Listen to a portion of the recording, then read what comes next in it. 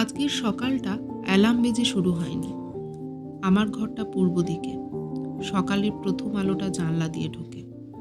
আজকে পাখির আওয়াজ আর সূর্যের আলোতে ঘুম ভাঙল।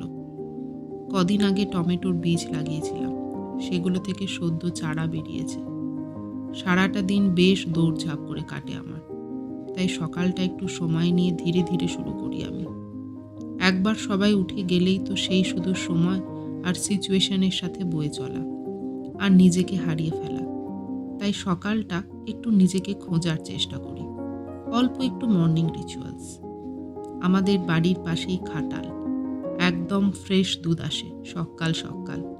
আমরা এখনো আমন্ড মিল্ক, সোয়া মিল্ক ক্যাটাগরিতে পৌঁছাতে পারিনি। গরুর দুধ আমার ভীষণ ফেভারিট। গাছ আমাকে ভীষণ আনন্দ দেয়, একদম নিখাত স্বার্থহীন সরল একটা আনন্দ দেয়। গাছে যখন প্রথম কুড়ি আসে, সেখান থেকে ফুল ফোটে।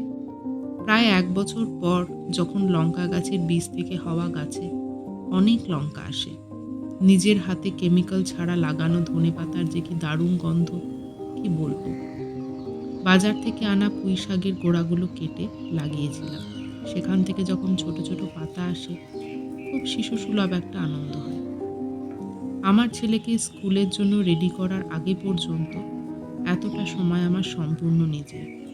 এরপরই শুরু হয় সব থেকে বড় দায়িত্ব, মা হওয়ার দায়িত্ব।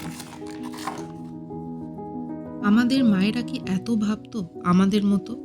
মম guilt, trauma, balanced breakfast, quality time spend, কত কিছু। এসবের চক্করে আমরা মা আর বাচ্চার মধ্যের মোমেন্টসগুলোই হারিয়ে ফেলি। আমার মতে বাচ্চা একদিন একটু ম্যাগি খেলে, একটু সুগার বেশি খেলে, বাচ্চার মা 10 মিনিট একটু বেশি ফোন স্ক্রোল করলে বিশাল কিছু ক্ষতি হয়ে যাবে না। বরঞ্চ বাচ্চা একটা অ্যাংজাইটি ড্রিভেন মেশিনের বদলে একজন সত্যিকারের মা পাবে। সেও বুঝবে মাকে শুধু ঘরের দায়িত্ব নিতে হয় না, মাঝে মাঝে নিজের মুড সুইংস, ওভার থিঙ্কিংয়ের দায়িত্ব নিতে হয়। বাচ্চারা চিজ খুব পছন্দ করে। আমি আদ্ভিককে চিজ স্যান্ডউইচ প্রায় টিফিনে বানিয়ে দিই। স্কুল ছেড়ে এসে আমি নিজে ব্রেকফাস্ট নিয়ে বসি।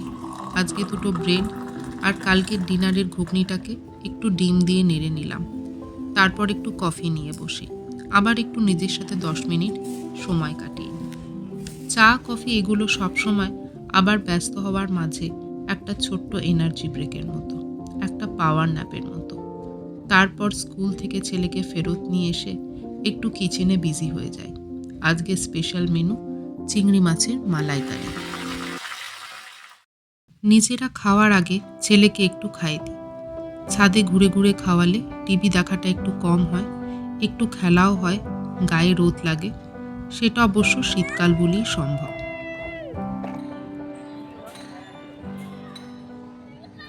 একদিন দুপুরে না ঘুমিয়ে একটু বিকাল বিকাল করে আদ্ভিককে নিয়ে পার্কে যাই।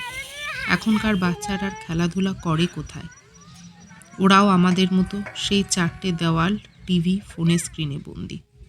পার্ক থেকে ফিরে ওকে ঘরে রেখে আমার কর্মজীবনের আর একটা অধ্যায় শুরু হয়। মা হওয়ার দায়িত্ব শেষ করে কিছুক্ষণের জন্য আমাকে আমার ক্লিনিকের কাজে মন দিতে হয়। মোটামুটি এরকমই ছিল আমার আজকের দিনটা। তোমাদেরগুলো কি এরকমই, না অন্য রকম? জানিও।